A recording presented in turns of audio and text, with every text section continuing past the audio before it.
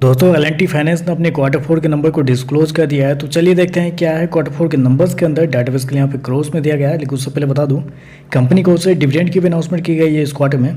₹2.75 प्रति शेयर के हिसाब से कंपनी आपको डिविडेंड देने जा रही है। चलिए कंपनी के नंबर देख लेते हैं। तो देखिए पिछले क्वार्टर की बात करते हैं तो पिछले क्वार्टर में कंपनी 4,097 करोड़ के आसपास का रेवेन्यू जनरेट किया था ऑपरेशन के थ्रू।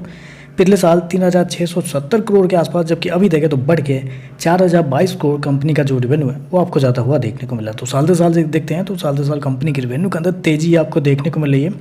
लगभग 9% के आसपास का जंप है कंपनी के रेवेन्यू के अंदर साल दर साल। जबकि क्वार्टरली बेस पे जाते हैं तो क्वार्टरली बेस पे कंपनी के रेवेन्यू के अंदर एक हल्की सी गिरावट आपको देखने को मिली। लगभग बोल सकते हैं 2% के आसपास की गिरावट आपको देखने को मिल रही है। तो कंपनी का रेवेन्यू साल दर साल तो बढ़ा है, लेकिन क्वार्टरली बेस पर गिरता हुआ देखने को मिला है। फाइनेंस सेक्टर की कंपनी है तो हमें कंपनी के एनआईआई को देखना होगा, यानी कि नेट इंटरेस्ट इनकम को देखना होगा। तो पिछले साल की बात करते हैं तो पिछले साल कंपनी का नेट इंटरेस्ट इनकम 1987 करोड़ था। पिछले क्वार्टर की बात करते हैं तो पिछले क्वार्टर में 2,237 करोड़ कंपनी का नेट इंटरेस्ट इनकम था। जबकि इस क्वार्टर में देखते हैं तो कंपनी का नेट इंटरेस्ट इनकम 2,150 करोड़ आपको जाता हुआ देखने को मिला। तो यहाँ पे देखें तो साल दर साल तो तेजी आपको देखने को मिले, लेकिन क्वार्टरली बेस पे हल्की सी गिरावट आपको देखने को मिल रही है। जबकि मैं आपको बता दूं कंपनी हो गया 2,150 करोड़ का एनआईआई, जबकि मार्केट का जो अनुमान था वो था लगभग 2,273 करोड़ के आसपास। तो यहाँ पे देखें तो मार्केट की उम्मीद से थोड़े से कम कंपनी के नेट इंटरेस्ट इनकम आपको आता हुआ देखने को मिला है। खर्चे की बात करते हैं, पिछले क्वार्टर में 3,281 करोड़ खर्च किए थे, पिछले साल 2,981 करोड़।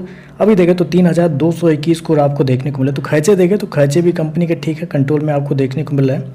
प्रॉफिट की बात कर लेते हैं तो देखिए पिछले क्वार्टर की बात करते हैं तो पिछले क्वार्टर में कंपनी का प्रॉफिट 626 करोड़ था, पिछले साल 553 करोड़ के आसपास। जबकि अभी देखें तो बढ़ के 636 करोड़ आपको जाता हुआ देखने को मिला। तो साल दर साल जाते हैं तो साल दर साल कंपनी के प्रॉफिट के अंदर तेजी आपको देखने को मिल रही है। लगभग बोल सकते हैं 15 से 16% के आसपास का जंप है कंपनी के प्रॉफिट के अंदर साल दर साल। जबकि क्वार्टरली बेस पे जाते हैं तो यहाँ पे भी 1.5% के आसपास की तेजी आपको देखने को मिले। जबकि कंपनी ने शो किया 636 करोड़ का प्रॉफिट, जबकि मार्केट का जो अनुमान था कंपनी के प्रॉफिट को लेकर वो था 633 करोड़ के आसपास।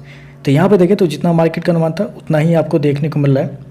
चलिए कंपनी की ईपीएस क्या है वो देखते हैं। तो देखिए पिछले क्वार्टर में कंपनी का ईपीएस ₹2.51, पिछले साल ₹2.23। अभी देखें तो ₹2.55 आपको देखने को मिल रहा है। तो ओवरऑल अगर देखा जाए तो नंबर मिक्स आप कर सकते हैं, क्योंकि प्रॉफिट देखें तो प्रॉफिट आपको इनलाइन आपको देखने को मिला है, लेकिन नेट इंटरेस्ट इनकम देखें तो अभी भी जितना मार्केट का अनुमान था उससे थोड़ा सा कम आपको देखने को मिल रहा है। तो चलिए बस आज के लिए बस इतना ही। वीडियो पसंद आए तो लाइक कीजिएगा, साथ में साथ चैनल को सब्सक्राइब जरूर कीजिएगा। धन्यवाद।